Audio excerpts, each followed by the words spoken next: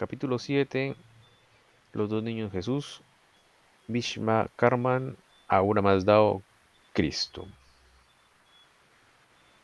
En los últimos días hemos tratado de formaros una idea acerca de las entidades más importantes de que nos habla el Evangelio de Lucas, y hemos adquirido conceptos que abarcan lo fundamental de este documento.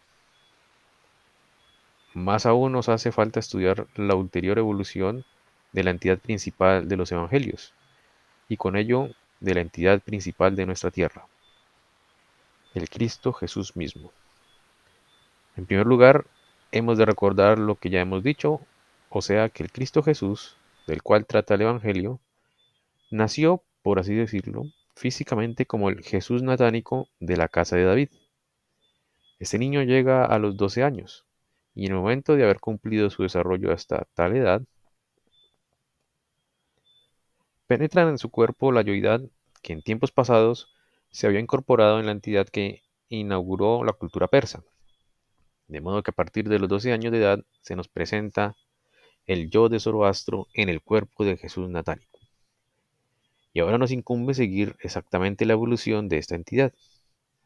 Para tal fin hemos de recordar algo que comprenderemos por nuestras anteriores contemplaciones científico-espirituales. Sabemos que en el desarrollo normal del ser humano hay un periodo importante que es el nacimiento hasta los 7 años de edad. Otro periodo importante ocurre desde los 7 hasta la edad de los 14 años aproximadamente, es decir, hasta la madurez sexual.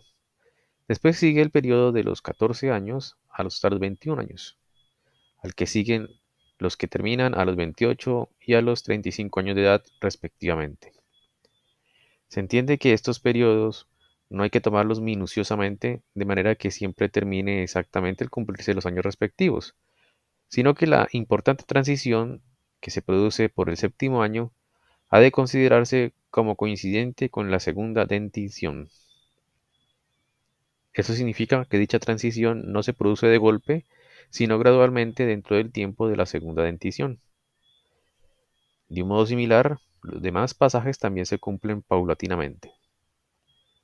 Sabemos que, según he expuesto más extensamente en mi escrito La educación del niño desde el punto de vista de la ciencia espiritual, al término de los 7 años ocurre espiritualmente algo similar a lo que físicamente ocurre al dejar el niño el seno de la madre. Esto es, se produce una especie de nacimiento etéreo. A los 14 años, con la madurez sexual, tiene lugar un nacimiento astral. Se independiza entonces el cuerpo astral del hombre. Pero el desarrollo humano se presentará todavía más complicado si con los ojos del espíritu lo estudiamos más exactamente. Tal como el hombre suele observar las cosas de la vida, se le escapan las importantes diferencias dentro del curso de toda la vida, las cuales se producen incluso en los años avanzados de la vida. Hoy día se considera que a partir de determinada edad ya no tiene lugar sino muy poco de importancia en el organismo humano. Sin embargo, esta opinión se basa en una observación grosera, pues en verdad, si observamos más exactamente, notaremos ciertas diferencias en el desarrollo del hombre hasta en años avanzados. Bueno, muy bien, no sé si tengan alguna pregunta o comentario al respecto o continuamos, ustedes dirán.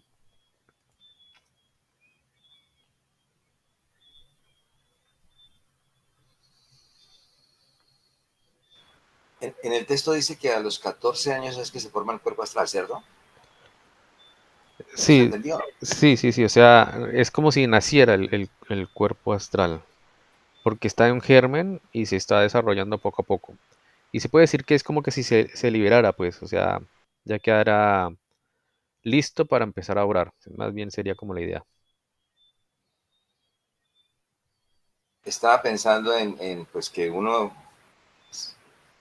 lo que se ve en el mundo es que, pues, bueno, uno pudiera pensar que hay niños, o sea, hay niños que a esa edad pues tienen sus comportamientos, bueno, por la circunstancia que sea, pues están metidos en cosas pues que no deberían estar, ¿cierto? Entonces ahí estaba pensando cómo jugaría eso, ¿no? Claro, claro. Sí, porque esa edad es una de las más importantes y críticas de los niños, cuando entran en adolescencia, en la pubertad se llama también. Y allí es donde, digamos, el cuerpo astral ya queda totalmente libre, ya está, o ya empieza a influir de manera contundente en el niño, ¿no? Entonces, y como es el cuerpo astral de las emociones, pero también deseos, entonces fácilmente los niños caen en muchas trampas por ser, digamos, primerizos en esas cuestiones de las tentaciones, ¿no? Que se efectúan en el cuerpo astral principalmente.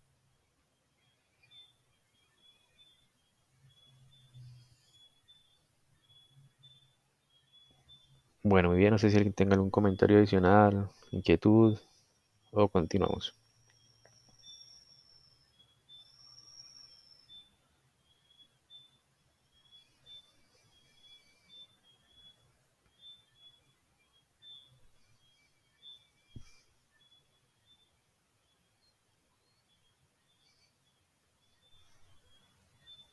Bueno, entonces vamos a continuar. Sigo leyendo, Santi. Sí, por favor, Vladimir. Gracias.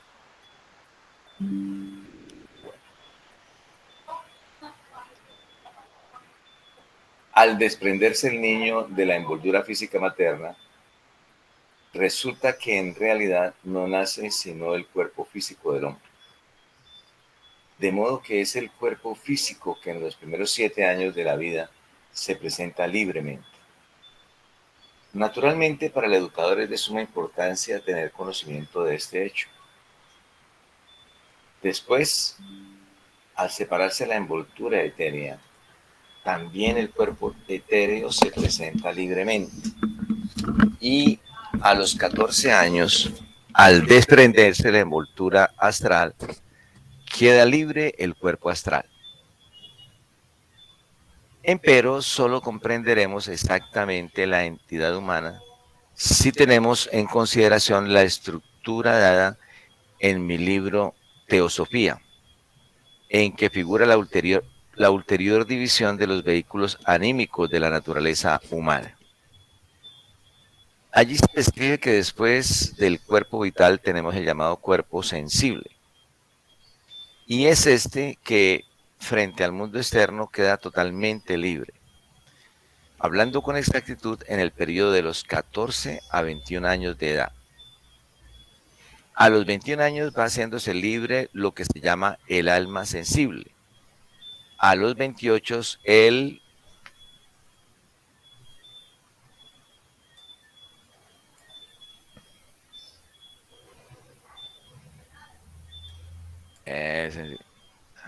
el cuerpo, el alma racional. Después el alma consciente, después el alma consciente. Así sucede en el ser humano de nuestra época.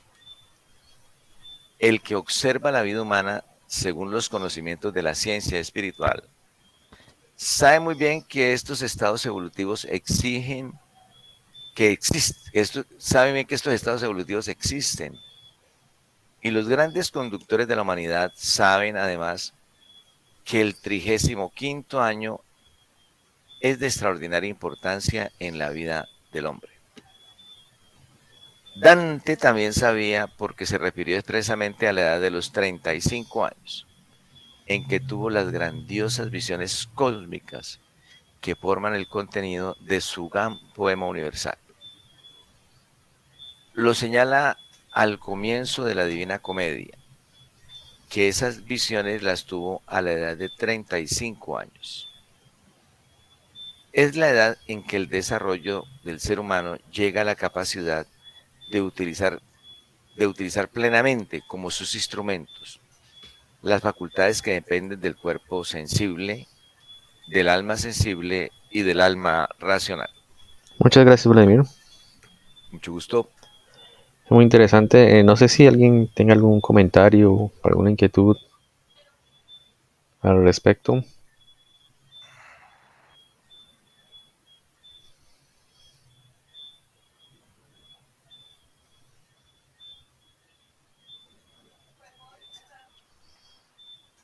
Ahí lo que más o menos creo que trata de decir Steiner es que la vida del ser humano se va desarrollando por ciclos de más o menos 7 años, ¿no? Primer septenio, que se desarrolla el cuerpo físico, después el cuerpo etérico en los siguientes 7 años, de los 7 a 14, después el cuerpo astral, que se libera allí en los 14 hasta los 21, se desarrolla, después sigue el desarrollo del alma sensible y después del alma racional, ¿no? De 7 años en adelante, los 21 a los 28 el alma sensible y de los 28 a los 35 el alma racional. Por eso dice Steiner que allí Dante, en los 35 años, da comienzo a la Divina Comedia, porque ya tenía desarrollado su alma racional, pues tenía ya en su apogeo, pues el alma racional. Bueno, muy bien, no sé si alguien tenga un comentario adicional, pregunta, continuamos. Yo sentí. Dime. ¿Me puedes como aclarar un poquito porque no se me ocurrió, no entiendo bien? Por lo menos si el cuerpo astral se libera o se desarrolla de los 14 a los 21, ¿qué pasa antes de los 14 con ese cuerpo astral? ¿Y cómo se manifiesta en un niño? Porque pues ellos, uno ve que sí tienen deseos, sí tienen, ¿cómo sería ahí? Pues, gracias. Sí, sí, sí, buena pregunta, Kate. Sí, o sea, digamos, cuando nace en el vientre materno, el niño nace con todos los componentes, cuerpo físico, etérico, astral, y el germen o sea, todo eso está en germen, ¿no? En el vientre materno se desarrolla bastante el cuerpo físico. Incluso hasta los 7 años, ahí ya termina la formación total del cuerpo físico. Pero eso no quiere decir que el cuerpo etérico no estén allí, sí están allí, solo que no han empezado su liberación, su desarrollo, su desenvolvimiento, para no confundir mejor las cosas. Entonces se empieza a desenvolver el cuerpo etéreo, por decirlo así, de los 7 a los 14 años. En ese desenvolvimiento es muy importante cultivar en los niños, digamos, las artes, la disciplina, em, la perseverancia, si se puede, y por supuesto también, digamos, un poquito la memoria, ¿no? Pero a otro, no al nivel de que uno necesita académicamente, sino de otra forma, ¿no? Pero después de los 14 años, si bien ya estaba allí el cuerpo astral, los niños tienen igual deseos, pero son deseos muy, muy nobles, digámoslo así. No están atrapados por las tentaciones que son realmente los peligros del cuerpo astral en un ser humano, ¿no? Entonces puede tener, digamos, ciertos deseos como de comer más, de tener gustos en comida, digamos, como en los pecados capitales, ese tipo de deseos sí los puede tener, porque Lucifer, digamos, desde cierto modo, desde que nace el niño ya está allí acompañándolo, ¿no? Pero Arimán no. Arimán requiere otro proceso diferente para antes de que se vincule con el alma de la persona, en este caso estamos hablando de los niños. Entonces no hay tanto problema, Katy, hasta los 14 años o hasta antes de empezar la pubertad. Porque después de la pubertad donde se desarrolla el cuerpo astral y ahí donde empieza a entrar o empieza a orar ya, digamos, los espíritus arimánicos y otras entidades que les gusta estar en el cuerpo etérico y en esas almas, ¿no? Entonces ahí se puede corromper de cierta manera, o se puede empezar a corromper la vida del niño desde esa edad. Porque antes en cierto modo estaba protegido, ¿no? Uno puede, si quiere decir que está protegido por el ángel de la guarda, que está bien, es una manera buena de decirlo, pero después de los 14 años esa protección empieza, digamos, a mermar y empieza el niño a ser independiente en su crecimiento o en su desenvolvimiento del cuerpo astral, que es de la pubertad en adelante. Esa es como la idea, Kate. No sé si contesté lo que querías o contesté otra cosa, pero dime si falta algo por contestar. No, Santi, yo creo que está bien. Entonces, o sea, lo que entendí es que el niño tiene como sus deseos, pero no. no está todavía como en peligro pues de alguna corrupción por Arimán, porque estaría protegido por el ángel de la guarda todavía. Exactamente, exactamente, así es. De hecho, casi todos los traumas en las personas adultas se deben en esa época, de la pubertad en adelante, ahí es donde se empiezan a agarrar los traumas psicológicos en teoría, ¿no? No sé mucho de eso, no me meto en el tema, pero entiendo yo que es así. Pri, tenías la mano levantada y vas a decir algo. Sí, Pri. Dale, dale. Bueno, yo tengo como un concepto más o menos que he podido entender un poquito al respecto de eso, lo del desenvolvimiento de por los septenios, y yo lo relaciono con un mecanismo que se utiliza, por ejemplo, en la parte de homeopatía antigua, que eran dos principios, uno que se llama principio de acción primaria y el otro que se llama principio de acción secundaria. El principio de acción primaria es como lo que le llega al ser humano, o sea, al yo. Por ejemplo, digamos, el medicamento, la planta, ¿sí? O sea, lo que llega de afuera hacia adentro. Y el principio de acción secundaria es cómo responde el yo o el sistema inmunológico, pues hablando en medicina antroposófica, cómo responde ese ser, ¿sí? Frente a lo que acaba de llegar. Entonces, mediante esos dos mecanismos es que se utiliza todo. Ahora bien, relacionándolo con con lo de la biografía de los septenios, yo lo que veo es que, digamos, cuando hay un desenvolvimiento, ¿sí? De una de las corporalidades, lo que significa es que ya hay un cambio, ¿sí? Porque ya entra ya la persona a estar, por decirlo así, entre comillas, desprotegida por las jerarquías espirituales que se encargaron de crear, por ejemplo, un cuerpo físico, y ahora ya la persona, ¿sí? Con sus fuerzas impropias o su yo, es el que ya define sobre su actuar. Eso más que todo se ve, por ejemplo, en las corporalidades del alma sensible, o sea, el alma sensible, el alma racional, en donde ya digamos, cuando hay como esa época biográfica, lo que significa para mí es que ya la persona como tal puede desenvolverse y ya puede ser como esa relación de ese principio de acción secundaria, es decir, como que ya el yo es el que define su actuar. No tanto, digamos, ya no hay como tanta influencia del principio de acción primaria, que en este caso serían las jerarquías espirituales que protegen y que modelan como esas corporalidades. Más o menos eso es como lo veo yo, Pri. Sí, sí, muy, muy bien, muy chévere. Em, sí, no voy a agregar más porque está todo dicho. No sé si alguien tiene algún comentario adicional, pregunta, o continuamos. Se puede decir también que a partir de esa edad el niño ya es como responsable de sus actos astrales o algo así. Sí, ahí los papas se liberan del karma.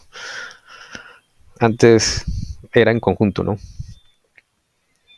Digamos, mucho de lo que le pase a un niño hasta los 14 años o hasta antes del inicio de la pubertad son responsabilidad en conjunto principalmente, sobre todo en los primeros 7 años. El karma lo tiene que responder los padres de lo que le pase al niño, ¿no? De los 7 a los 14 ya eso se va soltando y de los 14 ya el niño es 100% responsable de sus acciones. No sé si me hice entender, Kate, pero esa es la idea. Sí, Santi, gracias. Ok.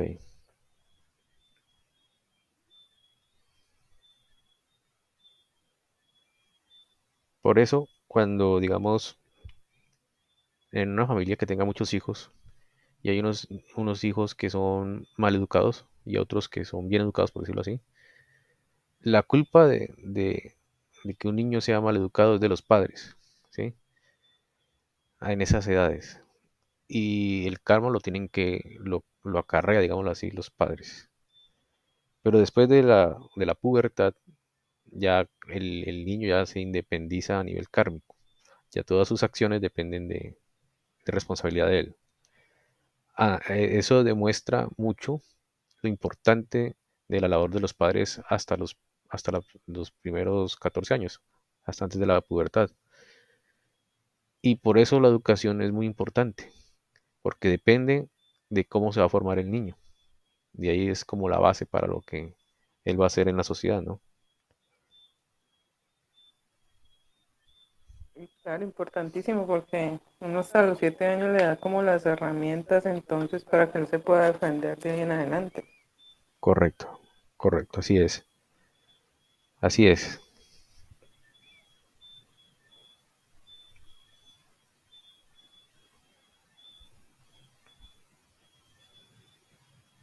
Bueno, muy bien, no sé si alguien tenga un comentario adicional, pregunta o continuamos.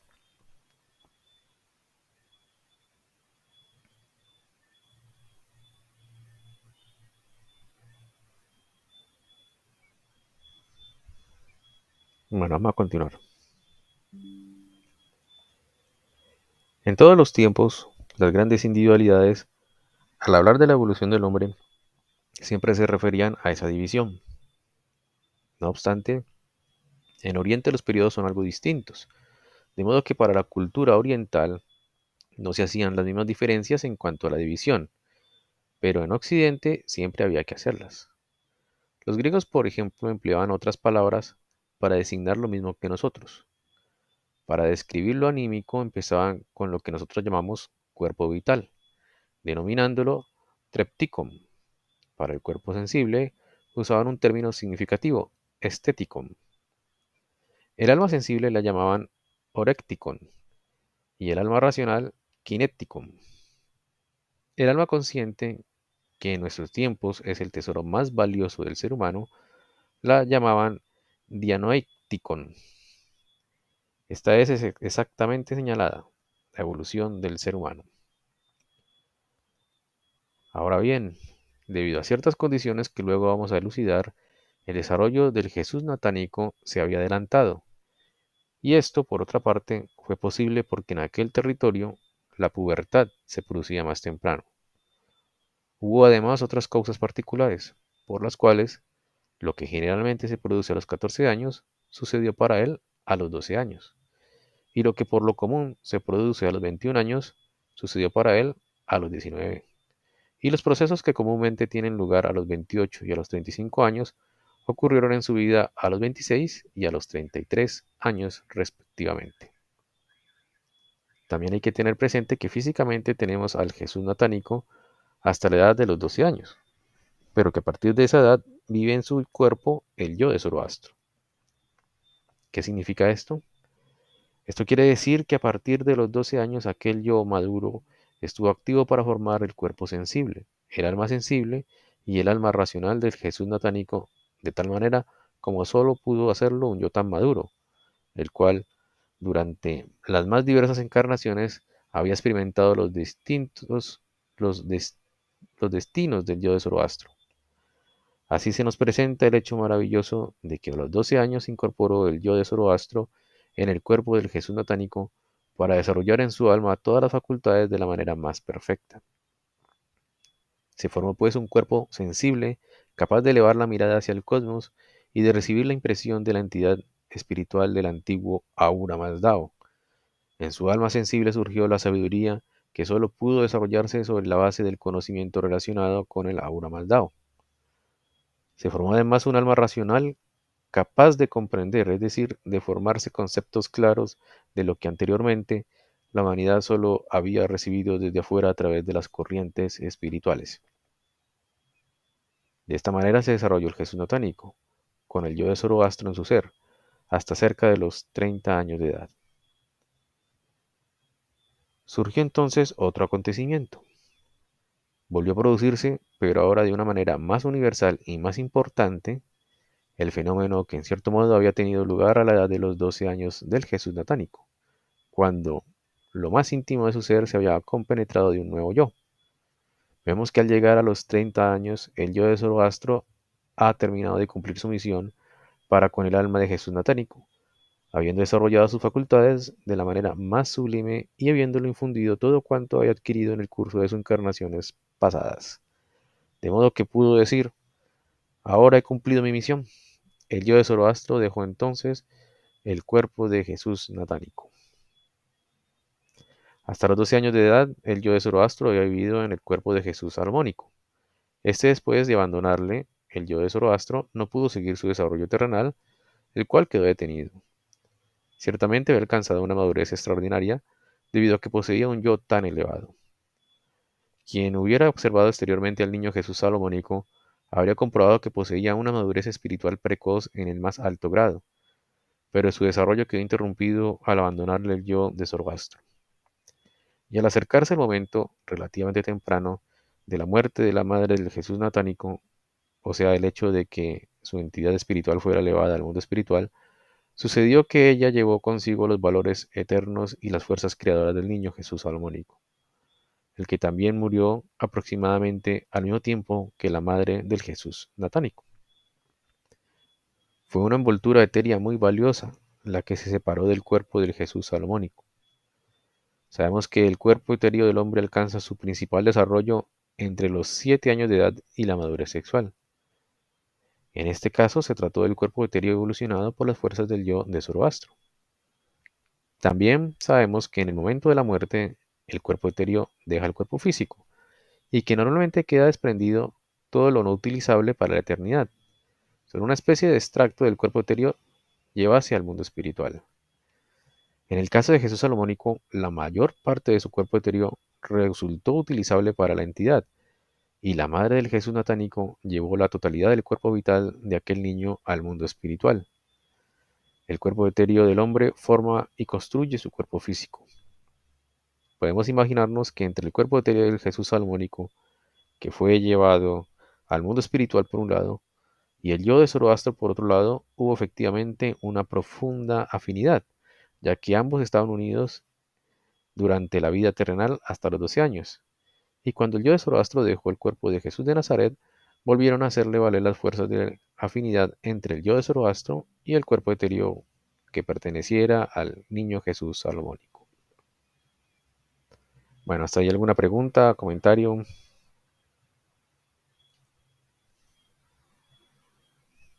Continuamos.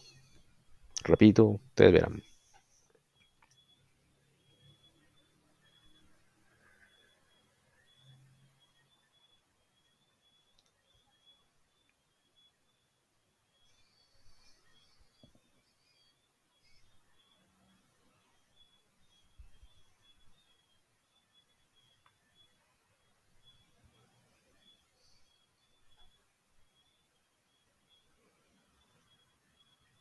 Bueno, entonces va a seguir leyendo. Si no hay preguntas. Uno y otro volvieron a reunirse para formarse entonces de un nuevo cuerpo físico.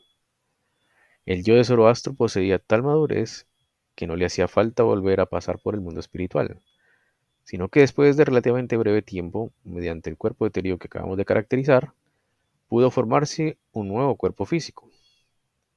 Así vino a nacer por primera vez aquel ser que después volvió a aparecer siempre de nuevo, con relativamente breves intervalos entre cada muerte y nuevo nacimiento. Esta entidad, que de la manera descripta ha vuelto a unirse con el cuerpo etéreo que había dejado, transita desde entonces por la historia de la humanidad, habiéndose convertido, como es de imaginar, en la más grande ayuda de todos los hombres que buscaron la comprensión del magno acontecimiento palestinense. Esta individualidad que pasa por la transición de los tiempos es llamada el Maestro Jesús.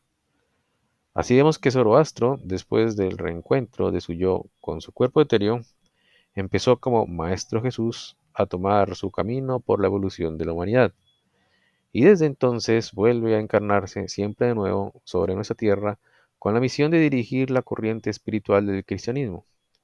Él inspira a aquellos que buscan la comprensión de la evolución viviente del cristianismo, inclusive en las escuelas esotéricas, para el continuo cultivo de las enseñanzas del cristianismo.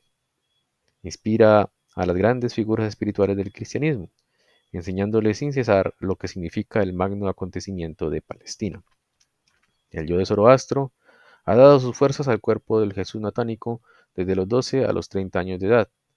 Después de haberlo abandonado, otra entidad penetró en dicho cuerpo.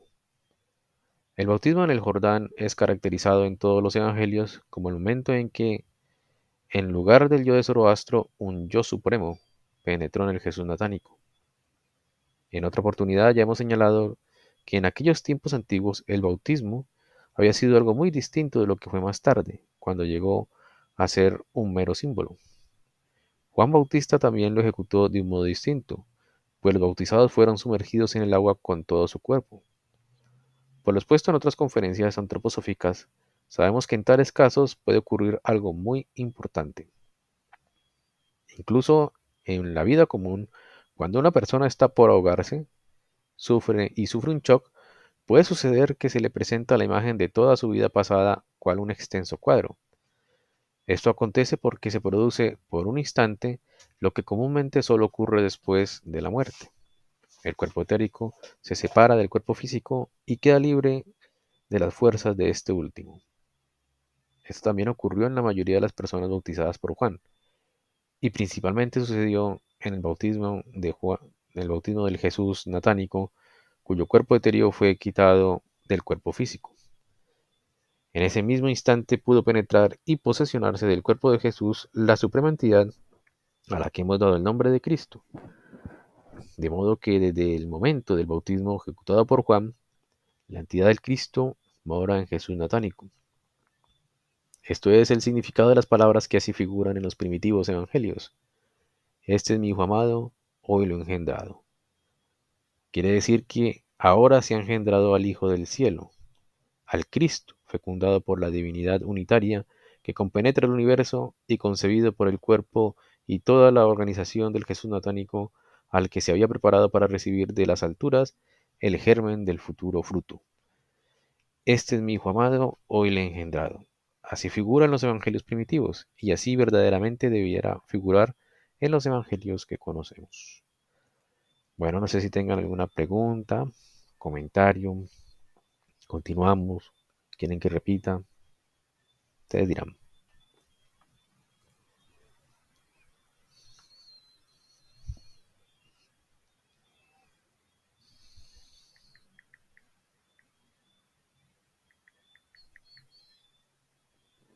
Pues está como interesante esa parte, ¿no? Explican bien como en detalle todo ese acontecimiento.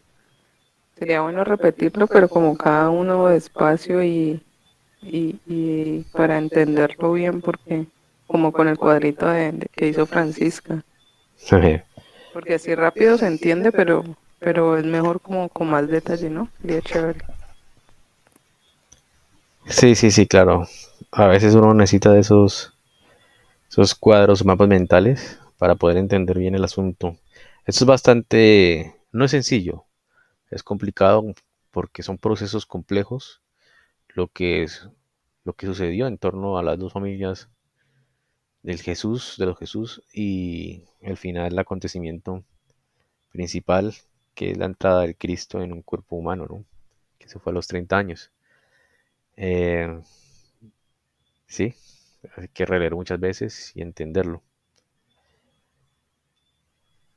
Me pareció muy interesante en el párrafo anterior cuando decía que, o sea, como se nota la unión entre Cristo o Jesús y la Virgen María, ¿no? Que decían que ellos como que estuvieron juntos después de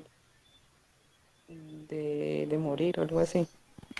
Ah, sí, porque el yo natánico del Jesús era la entidad que fue el Buda, ¿no? Y entonces él tenía desarrollado su cuerpo etérico al máximo, se le llamaba el Nirmanankaya, ¿no? A los 12 años entonces el yo de Zoroastro se mete en el cuerpo del niño Jesús y el niño natánico, el yo del niño natánico se retira como, en yo, como con yo y alma, pero todo ese poder que está como extracto en el alma del cuerpo etérico espiritualizado, el Nirmanakaya, se lo lleva al cielo la Virgen María, porque ella también muere en ese mismo instante, más o menos. Entonces se unen esas dos potencias allí.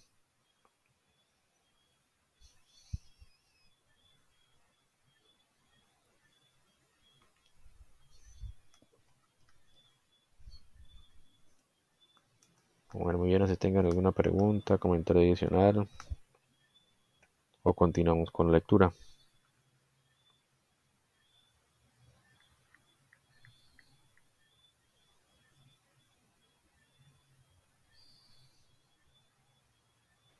Continuemos, Santi.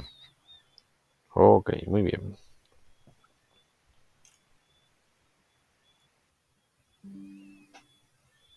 ¿Quién es la entidad que en aquel momento se unió con el cuerpo etéreo del Jesús natánico? Es la entidad del Cristo cuya naturaleza no es comprensible si únicamente se toma en consideración la evolución terrestre, pues el Cristo es la entidad a la que tenemos que llamar el ductor de las entidades espirituales que, al separarse del Sol de la Tierra, se retiraron de ésta conjuntamente con el Sol y se crearon un escenario superior, a fin de obrar desde el Sol, o sea, desde afuera sobre la Tierra. Por consiguiente, si nos remontamos a los tiempos precristianos, abarcando todo el periodo desde la separación del Sol de la Tierra hasta la aparición del Cristo sobre la Tierra, hemos de decirnos, cuando el hombre elevaba la mirada hacia el Sol, tendría que haber sentido, según la madurez de sus sentimientos, lo que enseñaba el gran Zoroastro, esto es, que la luz solar y el calor que nos llegan del Sol no son sino la vestidura física de las supremas entidades espirituales, rayos poderosos espirituales que desde el Sol penetran la Tierra. Y el ductor de todas estas entidades que desde el Sol transmiten a la Tierra su obrar benéfico es precisamente la entidad que más tarde fue llamado el Cristo. Por lo tanto, en los tiempos precristianos había que buscarla no sobre la Tierra, sino en el Sol. Con razón Zoroastro la llamaba Ahura Mazdao, que vivía en el Sol y decía, sobre la Tierra no encontramos a este espíritu luz, pero si dirigimos la mirada hacia el Sol, se nos presenta la entidad espiritual que es el Ahura Mazdao, y la luz que de allí fluye a nosotros es el cuerpo del espíritu solar, Ahura Mazdao, al igual que el cuerpo físico humano es el cuerpo del espíritu del hombre. Pero gracias a los grandes acontecimientos cósmicos, esta suprema entidad iba acercándose, cada vez más, a la esfera de la Tierra. En cierto modo, la facultad clarividente pudo percibir más y más el acercarse del Cristo a la Tierra. Cuando Moisés, el gran precursor del Cristo Jesús, recibió su revelación en el fuego sobre el monte Sinaí, fue el reconocimiento de este mismo Cristo. ¿Cuál fue el significado de estas revelaciones recibidas por Moisés? Decían que la entidad del Cristo que se acercaba a la tierra se revelaba primero, cual una imagen de reflejo, comparable al fenómeno que se nos presenta a la luna en cada noche de la luna llena. Es luz solar lo que fluye hacia nosotros, si bien la llamamos luz de la luna, debido a que la luz solar nos es reflejada por la luna. En el zarzal ardiente y en el fuego sobre el Sinaí, Moisés vio al Cristo. A través de un reflejo percibió al Cristo en forma análoga a cómo se percibe la luz solar reflejada por la luna. Así como decimos luz de la luna cuando recibimos la luz solar reflejada por la luna, así también se llamó Jehová al Cristo. Jehová es, por lo tanto, el reflejo de Cristo, antes de que éste apareciera sobre la tierra. De esta manera el Cristo se manifestaba indirectamente a la sabiduría humana que aún no podía verlo en su verdadera naturaleza. Del mismo modo que la luz solar se manifiesta a través de los rayos lunares durante una noche de luna llena que sin ella quedaría oscura. Jehová es el Cristo, no directamente percibido, sino como luz reflejada. Bueno, si tienen alguna pregunta, comentario, ustedes dirán.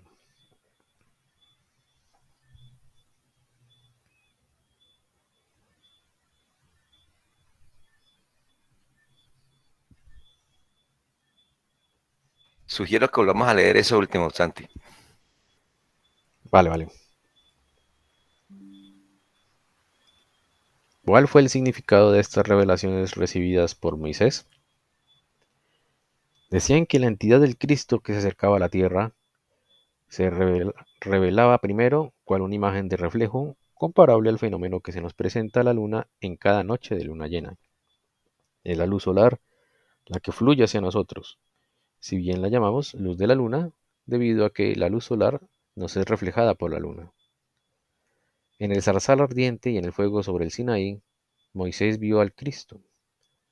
A través de un reflejo percibió al Cristo en forma análoga a como se percibe la luz solar reflejada por la luna. Así como decimos luz de la luna cuando percibimos la luz solar reflejada por la luna, así también se llamó Jehová al Cristo. Jehová es, por lo tanto, el reflejo del Cristo antes de que éste apareciera sobre la tierra. De esta manera el Cristo se manifestaba indirectamente a la sabiduría humana que aún no podía verlo en su verdadera naturaleza. Del mismo modo que la luz solar se manifiesta a través de los rayos lunares durante una noche de luna llena que sin ella quedaría oscura. Jehová es el Cristo no directamente percibido, sino como luz reflejada. Bueno, muy bien, ustedes verán si seguimos leyendo. Hay Gracias, Santi. preguntas. Ok, comentarios. Entonces Jehová no es una entidad aparte, sino que es el reflejo de Cristo, siempre o No. siempre. Sí, o sea, entiendo tu pregunta, Kate. No, Jehová sí es una entidad aparte a Cristo, ¿no? Sino que tenía una misión muy importante eh, con el pueblo judío, ¿no? Con el pueblo hebreo. Mientras que estaba ejecutando su misión Jehová, él hacía como de intermediario de Cristo. Entonces era como el reflejo de Cristo en esa evolución, en esa época de la evolución terrestre. Hay que verlo más o menos así, como un interlocutor, como un intermediario, o como el representante de Cristo en esa época. Ah, ya, gracias, Santi. Ok. ¿Alguna otra pregunta? ¿Comentario adicional? ¿O dejamos allí porque está muy denso? Continuamos después. Cuando ahí hablan del sol, ¿se refieren al sol? Sí. Entonces el Steiner habla ahí de, digamos, nosotros los seres humanos, físicamente nos vemos por el cuerpo físico, ¿no? Nuestra verdadera esencia es invisible, que es el yo, nuestro espíritu, que habita dentro del cuerpo físico. Steiner dice que de manera análoga, antes de que Cristo encarnara en la tierra, su, su parte corpórea era los rayos del sol. La parte, la parte que era manifestada son los rayos del sol, su cuerpo físico son los rayos solares. Obviamente su yo es espiritual, pero su manifestación física era la luz solar, los rayos solares. Así como nuestra manifestación física es el cuerpo físico, pero no quiere decir que el cuerpo físico sea uno, sino que es la manifestación, ¿no?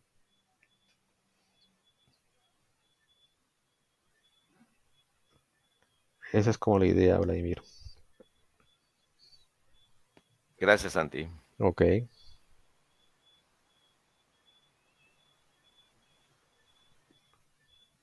Muy bien, ¿alguna otra pregunta? ¿Comentario adicional? ¿Quiere que dejemos allí? Porque hay que meditar mucho. Aquí se ha leído cosas muy interesantes y abundantes. De pronto es prudente para allí, para meditarlo, ¿no? Sí, Santi, yo creo que sí. Sí, porque se ha leído bastantes cosas interesantes y abundantes. Bueno, entonces, no, les agradezco mucho. Nos vemos dentro de 8 días.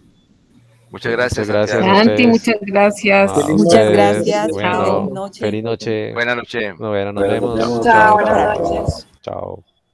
Chao, gracias a todos. Ok, chao.